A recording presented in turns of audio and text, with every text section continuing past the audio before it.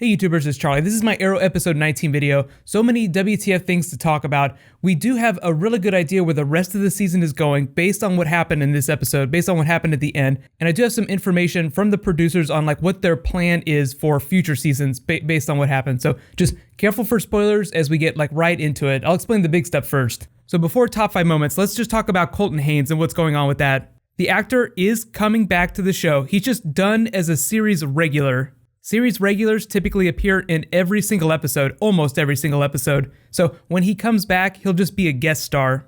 We're supposed to see him again before the end of this season, and I think it'll have something to do with what's going on with Thea. He'll also guest star in season 4, the spin-off show, and on The Flash. As for future seasons, like nothing's been officially locked down. Colton Haynes just said that he totally wants to come back and guest star, so he's open to it. As much as it's a huge surprise, I actually think the way they did it this way is actually necessary. I think it's a good thing, because now they have more room to develop Thea as the Mia Dearden Speedy character. I think it's pretty clear that she's going to take Roy's spot on the team eventually, once we get through all this crazy Ra's al Ghul stuff.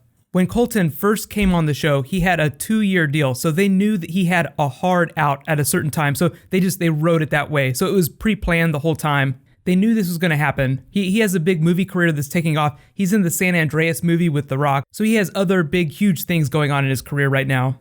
So on to top 5 moments, starting with number 5, meet Deathbolt. If you guys don't remember Doug Jones, he played Abe Sapien in the Hellboy movies. He's also done a lot of other creature work with Guillermo del Toro. He was a lot of fun as a villain in this episode, and I was kind of glad that he wasn't using like a weird voice. I think that the voice he used was effective. He is a character from the comics. I think they changed it just a little bit, the way his powers work, just to play on the Superman jokes that they always try to use whenever Brandon Routh is on screen. I've been pretty surprised at the number of Superman jokes that they worked in this season so far. Like, we're really just starting to get to see Ray Palmer now. Like, his character is a much bigger deal now than it was earlier this season. So I think once we get through the end of season 3, they'll slowly back off of like the Superman puns. There are really 2 big reasons that Deathbolt came on the show. One, to put Ray through his paces, so he kind of reaffirm his mission as a hero. And 2, to tease other metahumans that weren't in Central City when the particle accelerator exploded. That second one is a much bigger deal. I think that'll inform some stuff that's going to be happening in the spin-off show, as well as season 2 of The Flash and Arrow. The way Cisco explained it, Deathbolt was already a metahuman in another city when the particle accelerator exploded. And as far as they know so far, I mean, up to this episode, up to this moment, the only metahumans were ones that were in Central City affected by the blast. So either the blast affected people all over the world, or there is some other thing that's creating metahumans, some other mechanism that's giving people powers. There's still a couple things that the show is trying to set up that I think it'll explore more in future seasons. So it's just like, this is just one more thing that it's teasing out. On to number 4, Roy versus the prison. It was in the promos. We knew he was probably going to get stabbed. We just didn't know how it was going to go down. I would say this fight scene, probably Colton Haynes' best fight scene all season. He hasn't really gotten that many good moments the second half of the season so far. I think they planned it that way because they knew that it was going to go down like this. So they wanted him to go out on a really big note. On to number 3. Quentin goes apeshit on Oliver. He ransacks the Arrow Cave, ransacks Thea's apartment, and is still going after Oliver even after Roy is confirmed dead. I mean, as far as he knows, Roy's dead. They didn't make that very clear in that last scene with him. He thinks that Roy's dead. Even though his superiors told him to back off Oliver because they're like, well, Roy's the Arrow, he confessed. Why are you going after Oliver Queen? Quentin knows that Oliver is the Arrow, so that's why he's still going after him, but he can't tell everyone that because he can't explain Ra's al Ghul. He just doesn't have the right kind of evidence to go to his superiors with. By all accounts, the Arrow is dead. That's actually a really big thing. Put a bookmark on that. That means a number of things. Most notably, Oliver will not be using the Arrow identity for the rest of the season. That's where that League of Assassins costume comes in. The whole situation with Thea is probably what's going to compel him into the League. He'll be like Ra's Amel for the rest of the season. The other thing is that he's going to have to become the Arrow again at some point, and they'll have to explain that to the city because the city thinks that the Arrow's dead. Quentin is still probably going to harbor a grudge against Oliver. He'll probably still go after him in his free time, even if he can't use police resources to do it. On to number 2, Oliver and Ray Palmer team up. I was really hoping you played more video games as a child. That's probably one of the funniest lines in the episode. I was kind of wondering where they were going to take that neural interface that they teased earlier in the episode. Like a suit that can move independent of your muscles. Tony Stark can remote pilot Iron Man armor, so it might be something similar to that in the future. Like, look forward to some twists on what they can do with that ability.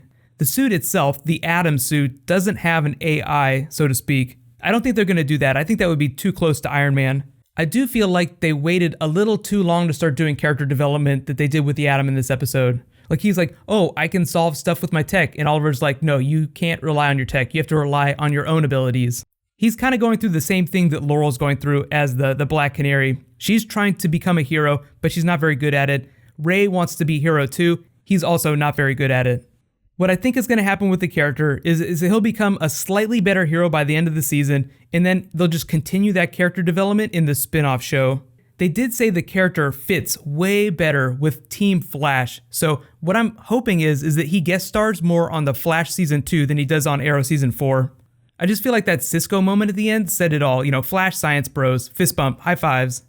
I know I do high fives at the end of all my videos, so it was kind of fun to see Ray Palmer try to high five everyone. Oliver, clearly not a fan of high fives. Really, I think that's just because Oliver is not a fan of having fun. We'll see if that changes by the end of the season though. So on to my number one WTF moment. Roy leaves the team and Thea is killed by Ra's al Ghul. So the Roy stuff first. They said that he's coming back before the end of the season. I think it's going to be to help bring Thea back to sanity because very clearly Ra's al Ghul is going to tell Oliver, you can throw her in the Lazarus pit if you join the League. In the promo for the next episode, we see like a version of that, but they tease the comic books when they say, you know, going through the Lazarus pit, going through that experience changes your soul. So I think Thea is just going to go like absolutely mad. She doesn't know that Roy is still alive, so she's going to blame Oliver, go after him, and then Roy will have to like come back to say, hey look, I'm not dead, see? Stop trying to kill your brother and all your friends. And then she can go on to join Team Arrow as the Mia Dearden Speedy. There's going to be a whole lot of other stuff going on in then the final couple of episodes, but I think that's going to be a big part of the plot, is like bringing Thea back to sanity. I feel like the Thea Ra's al Ghul fight, like that brief fight that they had, went a long way towards addressing villain decay. You should not be able to beat Ra's al Ghul in a fight. He is like the world's best fighter.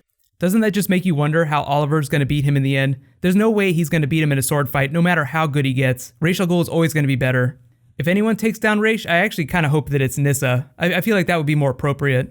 But here's my big question for you guys. You know, what was your favorite moment from the episode? And do you think that Roy is going to come back like for his like final cameo as part of this Thea plot to like bring her back from the crazy Lazarus Pit experience? If you haven't read the comics or you haven't seen Batman the Animated Series, the episodes with Ra's al Ghul in the Lazarus Pit, when people get resurrected, they're just crazy. Like they literally lose their minds for a period of time. Usually it's proportional to the time that they've been dead. So the longer someone's been dead and then gets brought back, the longer they're going to be crazy. But you guys asked for Lazarus Pit resurrection and Arrow is delivering. So it cannot be said that Arrow does not deliver on promises that it makes. I mean, you can't just like show us a Lazarus Pit and then not dump someone in it at some point.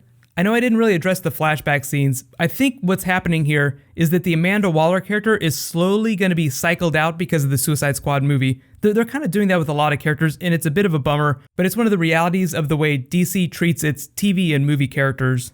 So next week's episode takes us back to the League of Assassins in Nanda Parbat. Be sure to subscribe to get that video. It's going to be all kinds of WTF for the rest of the season. Also on The Flash too, same deal. Tomorrow's supposed to be the Batman vs. Superman teaser, so I'll do a video for that. It's also supposed to be a new Star Wars Episode 7 trailer too, so I'm going to try and do a Q&A for this video when those videos are done. I'm also working on some new Daredevil videos. I know you guys have been asking about that too, so hopefully I'll get all that stuff out by Saturday. It's been actually a really good week of TV. I've been really happy. So while you guys wait for all those videos to post, you can click here for my Agents of S.H.I.E.L.D. video from last night if you haven't seen it yet, and you can click here for last night's episode of The Flash. Thank you so much for watching, everybody. Let's high five. I'll see you guys tomorrow.